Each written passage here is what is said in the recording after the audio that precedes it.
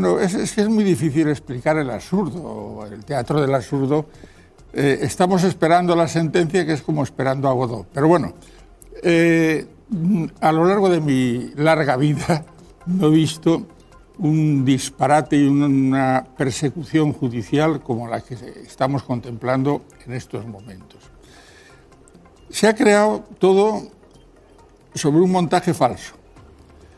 Voy rápidamente porque la cronología es muy importante. Aquí juega, por un lado, los testimonios de los periodistas, el señor de la UCO tan divertido, pero la cronología es la cronología. El 14 creo que va después del 13, me parece, ¿no? Bueno, pues esto es muy importante. Ese año se hicieron 26.000 inspecciones fiscales. Tú no estabas, creo, no me he metido. De momento.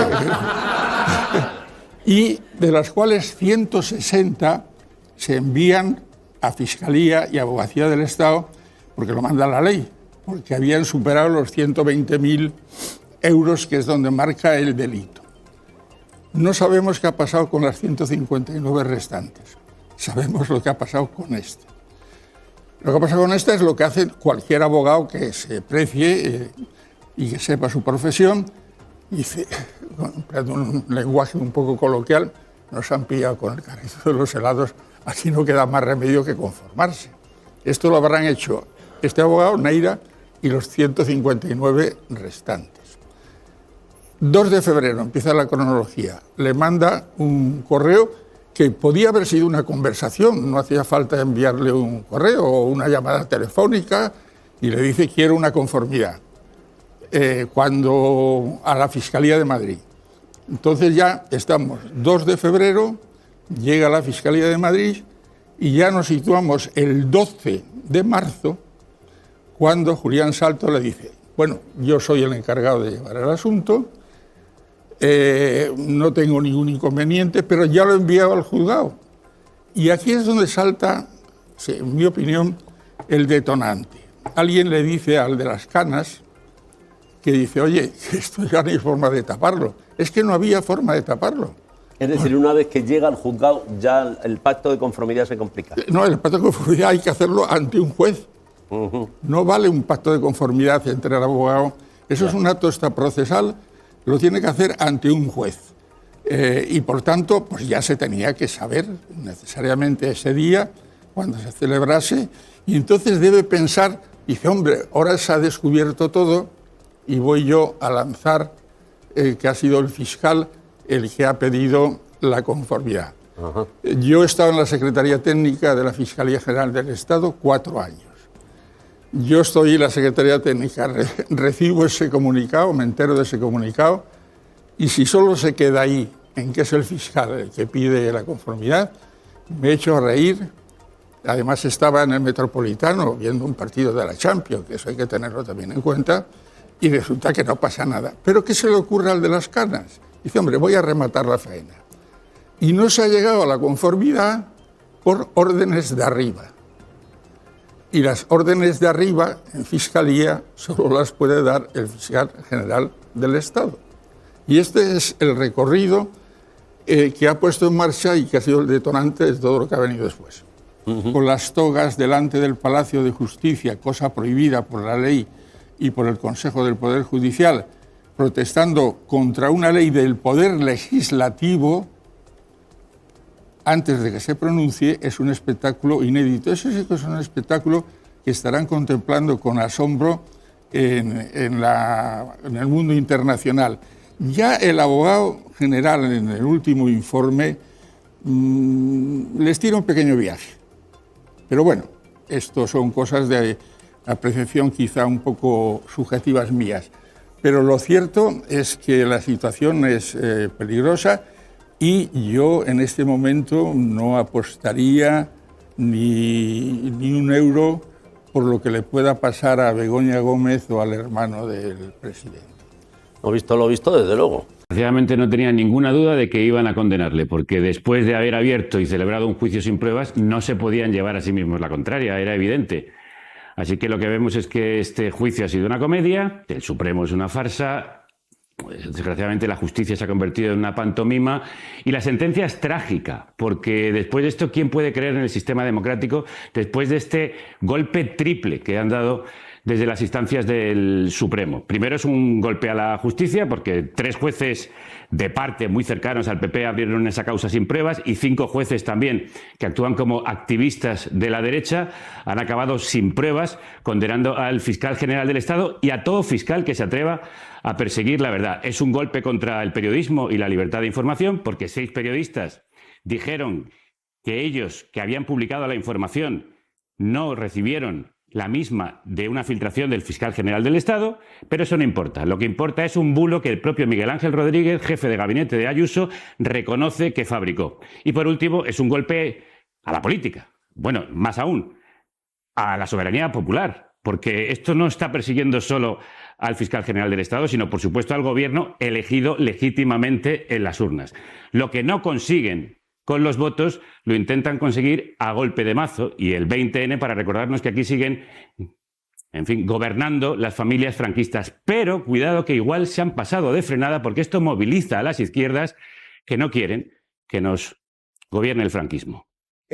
Hay una lectura que hacía Javier Pérez Royo, y es la de: la sentencia se anulará. Se anulará cuando llegue al Constitucional, cuando llegue a la justicia europea, cuando ya no importe. Se hace este análisis, el de decir, esto es algo que consigue el impacto deseado, el titular político de cargarnos al fiscal, pero que más adelante va a tener anulación, marcha atrás. ¿Me lo preguntas a mí? Sí. Bueno, a ver, ¿quién fue el primero en que cayó en la causa de la Gürtel? Baltasar Garzón. Ahora mismo este señor ya no se puede dedicar a la judicatura. Se dedica como abogado a intentar orientar distintas causas. ¿Quién ha sido el primero en caer en el caso de la pareja de Ayuso? Pues el fiscal general del Estado.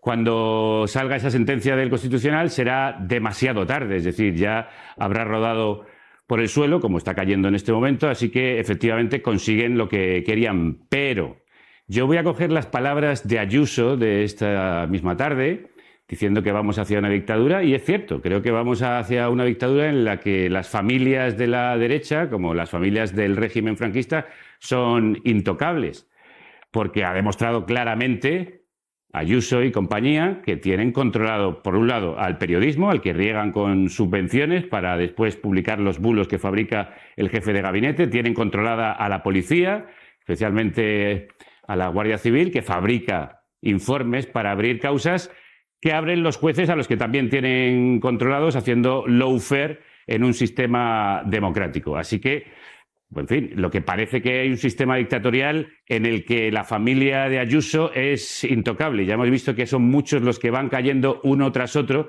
y desgraciadamente lo que cae también es la confianza en la democracia. Pero sí, el aviso a navegantes es que no toques al PP y especialmente no toques a la jefa suprema. Javier Gallego, carne cruda. Cuídate y un abrazo. Un abrazo fuerte. Y hay una novedad de última hora, porque todo esto es lo que está pasando hoy aquí en torno a Fiscalía, pero... No, el que haya disidencias en un tribunal no es nada extraño, pero en este caso es una disidencia llamativa, porque han formado parte de esa sala unos señores que, cuando les llegó la querella del ciudadano particular, esa querella iba por la nota del día 14, que, como ya he dicho, va después del 13. El día 14 todo esto era un secreto a voces, y por tanto ya no podía haber revelación de secretos, cosa bastante lógica. Y esa nota, resulta que el abogado dice: esta nota es delictiva. Se la manda al Tribunal Superior de Justicia y de ahí al Supremo. Llega al Supremo y el Supremo dice: no, la nota no es delictiva. Hombre, ¿cómo iba a ser delictiva si ya era un secreto a voces y por tanto no podía haber revelación de secretos? Pero algún artista muy conocido de ese tribunal, que yo me imagino quién es, dice: oye, bueno, esto lo dejamos aparte. Pero claro, desde el 2 de febrero hasta el 13 de marzo esa nota se ha podido filtrar ahí, derivan hacia ahí y se olvidan de la nota que no es delictiva. Ya veremos, vamos a esperar la sentencia. Han adelantado lo que llamamos adelantar el fallo y ese fallo no lo pueden variar ya, porque ese fallo demuestra una ignorancia supina del derecho, que si lo dicen en un examen en la Facultad de Derecho, los suspenden. Por dos motivos. Aplican un artículo que es un delito contra las administraciones públicas, ayuntamientos, comunidades y gobierno, administración central, que pretende proteger el buen funcionamiento de la administración, bien jurídico protegido. Pero es que resulta, señores de la sala, léanse la Constitución y léanse el Estatuto del Ministerio Fiscal. La Constitución sitúa al fiscal en el ámbito del Poder Judicial, y el Poder Judicial no es administración. Y por si faltaba poco, el Estatuto le dice, mire usted, la Fiscalía es un órgano de relevancia constitucional, no es administración pública. Y por tanto, no se puede castigar a una persona que no pertenece a las personas que designa el 417. Y ya los que deben estar indignados y subiéndose por las paredes son los acusadores. Porque resulta que le han aplicado el 417 primero, con esa multa y esa contribución generosa, como decías antes, para que pague el piso, porque el hombre estará necesitado, ya lo dijo en el juicio oral, pues resulta que hay un número debajo que dice que si se revelan los secretos de un particular, la pena es de 2 a 4 años y le han puesto una multa. Entonces, a ver si aprenden derecho, porque esto ya... O sea que no han dado una, para entendernos. Para entender, bueno, le han dado una... Bueno, a este señor, porque, claro, a ver, parece que el permanente interés del Partido Popular por bloquear el Consejo General del Poder Judicial y continúa con los nombramientos, pues se puede traducir en sentencias como esta, porque también es casualidad que estén por un lado los conservadores y por otro lado los dos votos particulares que son de los dos progresistas. O sea que parece que aquí hay dos bandos, unos que piden la solución y otros condenan. El mismo 20N, que también es casualidad que lo hayamos conocido hoy. Si me permites una matización, yo soy un gran admirador de los conservadores ingleses. Ajá. Estos señores no son conservadores, son activistas políticos al servicio del Partido Popular. Posible en las sales. Y, vamos, sería un escándalo monumental que anulasen el juicio de una minucia, 350.000 euros de fraude y una falsedad documental. Esto pasa en las mejores familias. Y no creo que se atrevan, pero ya visto lo visto, yo no descarto que a lo mejor algún ilustrado anule el juicio y que tengan cuidado las inspectoras de Hacienda, que a lo mejor van a por ellas. Buenas tardes. Bueno, vamos a ser muy prudentes porque no tenemos la sentencia. Tenemos aquí el fallo que simplemente dice condenado por autor de un delito de revelación de datos reservados y le absolvemos del resto de los delitos objeto de la acusación. ¿Le absuelven de qué? Tradúzcanos esto. Bueno, lo de los datos no es exacto. El artículo 371 habla de hechos que pueden ser secretos y que no deben ser revelados. Pero bueno, esta es una discusión bizantina. Lo cierto es que le han condenado por revelación de secretos, que es el artículo 471 del Código Penal. Es que he estado escuchando, ya lo he escuchado muchas veces porque llevo 2 días en las televisiones, a la señora Ayuso diciendo que se ha utilizado el aparato del Estado contra ella. Ella ha utilizado el aparato de la Comunidad de Madrid a través de un jefe de gabinete que pagamos todos para difundir una noticia falsa y que consistía en que el señor González Amador, al que yo no conocía ni tenía ni idea, y mucha gente de que era el novio de la pareja, junto con otras 159 personas, Ese año fueron sus expedientes enviados a Fiscalía y a la Abogacía del Estado por fraude a la hacienda pública. Lo normal, desde hace 10 años, en el presente y espero que en el futuro, pues es que la agencia tributaria envíe esos expedientes a la Fiscalía y a la Abogacía del Estado. Así se hizo. Cualquier abogado, y el suyo parece que es un buen profesional, dice, mire, yo ante esta acusación de la agencia tributaria, repito, no del fiscal, de la agencia tributaria, no puedo hacer nada. Lo único que me queda es buscar una conformidad con el fiscal y con la abogacía del Estado. Así se hizo el 2 de febrero de 2024, transcurrió 1 mes y 7 días y si la señora Ayuso es coherente, tendría que pensar que si era una maniobra malévola del dictador Sánchez, pues podía haber hecho durante esos 1 mes y 7 días lo que le hubiera dado la gana. No fue así. La cosa siguió el trámite normal que habrán seguido los otros 159 acusados y en un momento determinado el fiscal que lleva el caso le dice sí, estoy dispuesto a continuar hablando con usted y estoy abierto a la conformidad. Entonces en medio se mete y ahí sí que, repito, hay una utilización verdaderamente insólita, porque es un ciudadano particular, esto ya se ha acuñado como un término de un jefe de gabinete con un sueldo alto que pagamos todos, y dice que 2 cosas. Primero, que la Fiscalía le ofrece un pacto.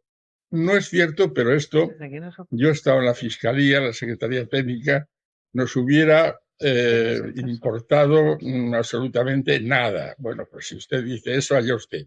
Pero añade algo gravísimo, y es que el fiscal general del Estado se opone a la conformidad, lo cual es rigurosamente falso y además es una calumnia. Y yo, cuando ya la cosa se escampe, yo pondría una querella contra el señor de las Canas por calumnia. Bueno, magistrado, claro, la última pregunta que me quedó fenomenal es, lo he explicado todo, quiero decir, no hace falta que le haga preguntas, es ¿cómo puede repercutir al caso de ese particular, del novio de la presidenta? ¿Se puede, de alguna forma, la estrategia pasaría por presuntamente decir, bueno, esto quede invalidado, porque como está inhabilitado el fiscal, pues todo lo demás también? No, porque no tiene absolutamente nada que ver. Claro. Él ha cometido un delito de fraude fiscal en el impuesto de sociedades. Tiene que hacer frente a una acusación que de todas, aunque no hubiera habido estos incidentes intermedios, tenía que afrontar con su abogado, irá a juicio. En el juicio todo acusado, bueno, pensemos por ejemplo en el caso de Xabi Alonso, pues fue a juicio y fue absuelto porque su abogado pues tuvo la habilidad de convencer al tribunal de que no era cierto lo de la agencia tributaria. El señor González Amador tiene abierto el mismo camino. Dudo mucho que pueda llevar adelante su tesis, pero lo que tiene en este momento es que enfrentarse a un juicio, por un lado con la tesis acusatoria de la agencia del fiscal, basado en la agencia tributaria, y por otro lado con la tesis absolutoria de su abogado. Y ahí termina la cuestión. Pero esto ha desembocado en un choque institucional gravísimo, gravísimo, lo más grave que he vivido y tengo muchos años. Vamos, ya no digo la dictadura porque hubiera sido imposible, pero en los 50 años de democracia, y va a llevar pues las consecuencias que ya se han dicho de inhabilitación, y de multa, y además una indemnización para ayudarle a comprar el piso ático que parece que no lo había comprado, y el fiscal, como es lógico, pues acudirá a todos los recursos disponibles, que es uno previo ante el Supremo de nulidad de actuaciones y posteriormente al Tribunal Constitucional. Pues magistrado, Ahí queda. muchísimas... Se cuestionaron las comisiones del hermano de Ayuso por hacer negocios con la Comunidad de Madrid. Se cuestionaron las comisiones del hermano de Ayuso por hacer negocios con la Comunidad de Madrid, cayó Casado. Y cuando se investiga al novio por fraude fiscal, caerá más sonora delirios de grandeza. Y vamos a acabar con la poder, que hará más sonora su caída cuando llegue. Y vamos a acabar con la impunidad de esta casta de sinvergüenzas, comisionistas y vividores de lo público, ¿Cómo lo que lees? es lo ¿Has que visto son. el algo desquiciado prepara Sánchez? Bueno, yo creo que algo desquiciado prepara la Comunidad de Madrid, porque aquí para saber lo que pasa en los tribunales hay que leer el tuit de Miguel Ángel Rodríguez. Ayer lo que vivimos fue una sentencia política, un golpe judicial que deja claro varias cosas. La primera es que Ayuso y su entorno son intocables. Y lo segundo es, si han hecho esto con el fiscal general del Estado, ¿qué no van a atreverse a hacer con cualquier político o periodista e incluso ciudadano que se atreva a fiscalizar e incluso a hacer oposición e incluso a cuestionar lo que pasa en la Comunidad de Madrid? El mensaje está claro. Ayuso es intocable. ¿Tú crees que esto es un mensaje a periodistas?